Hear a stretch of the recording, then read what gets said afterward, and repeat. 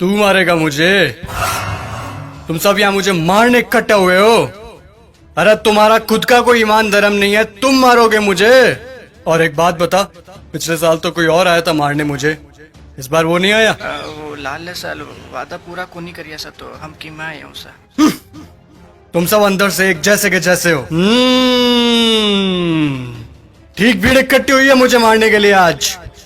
मैं माता सीता को लेकर गया था, इसीलिए मारने के लिए इकट्ठे हुए ना तुम सब आज। हाँ, मैं मानता हूं मेरी गलती, लेकिन माता सीता को किसी कारागृह में नहीं, सबसे उत्तम वाटिका थी उसमें रखा था मैंने। और हाथ लगाना तो दूर, गलत नजर से देखा तक नहीं था मैंने माता सीता को। और तुम्हारे यहाँ छोटी छोटी बच्चियों को दरिंदे उठाकर लेकर चले जाते हैं, उनके साथ रेप करते हैं। उनको तो तुमने कभी ऐसे इकट्ठा होकर जलाया नहीं। वो दरिंदे क्यों खुलेआम घूम रहे हैं आज भी, मुझे ये बताओ। आए मुझे जलाने। अब चोटे तू बता।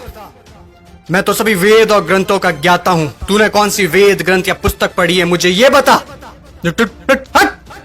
पांचवी फेल मेरे समक्ष बोलेगा तू? चुपचाप खड़ा रह तू। देख, मुझे ना केवल संगीत का शौक है, बल्कि सभी रागों का, सुरों का और वाद्य यंत्रों का ज्ञान भी है। तुझे क्या ज्ञान है वाद्य यंत्रों के बारे में? ये मारने आया है मुझे। अब तुम लोग सुनो, मेरे जैसा महादेव का भक्त ना तो कोई हुआ है, ना मेरे जैसा महादेव की भक्ति किसी ने की है। और तुम लोग, तुम्हारा भी कोई जमीर नहीं है। भगवान पलटते समय नहीं लेते तुम। काम हुआ तो ठीक, तो चलो महादेव के पास, हुए तो चलो महादेव के, नहीं हुए तो चलो इस बार बालाजी के चलते हैं। क्या हुआ? गुस्सा आ रहा है मेरे ऊपर? तुम लोग मेरे बारे में क्या सोचते हो मुझे कुछ फर्क नहीं पड़ता, लेकिन एक बात कान खोल के सुन लो, मैं चाहे कैसा भी हूं, लेकिन तुम्हारी इस मंत्री जैसा कदापि नहीं हूं मैं। मेरे राजपाट में जनता प्रसन्न रहती थी, खुश रखता था मैं उन्हें। इसकी तरह पटाखों की चोरी कभी नहीं की मैंने। बोलूं, बता दूं सभी को, ये दुष्ट, ये तुम्हारा मंत्री दुष्ट एक नंबर का, ये कागजों में लिखता है कि रावण दहन के लिए 50 पेटी पटाखों के लगे, और लगा था 5 भी नहीं है, ये सब इसके घर पे जा रहे हैं। और तुम लोग क्या कहते हो? बुराई पर अच्छाई की जीत। कहां हुई, कहां हुई बुराई पर अच्छाई की जीत?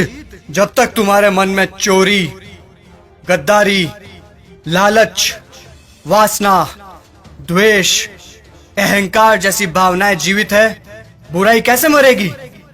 बुराई मर ही नहीं सकती। तुम लोग मुझे खत्म करने आए हो ना? अरे मेरा खात्मा तो मेरा अहंकार कभी कर चुका। अब अगर मारना है, जलाना है, तो अपने अंदर छुपे रावण को जला, उसको मारो। सच्चाई और अच्छाई को अपना लो, बुराई अपने आप खत्म हो जाएगी।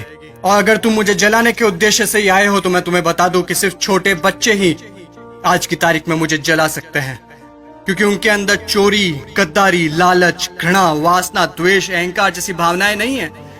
असल में वही हैं ईश्वर का स्वरूप। ए लड़के, लगा दे आग, फिर से जला दे। अगले साल फिर आऊंगा मैं जलने के लिए, लेकिन अगले साल मैं देखूंगा कि आप लोगों ने अपने अंदर के रावण जलाए हैं या नहीं। खुश हैं अभी आप सब? एक बार फिर से आपका रावण जल रहा है।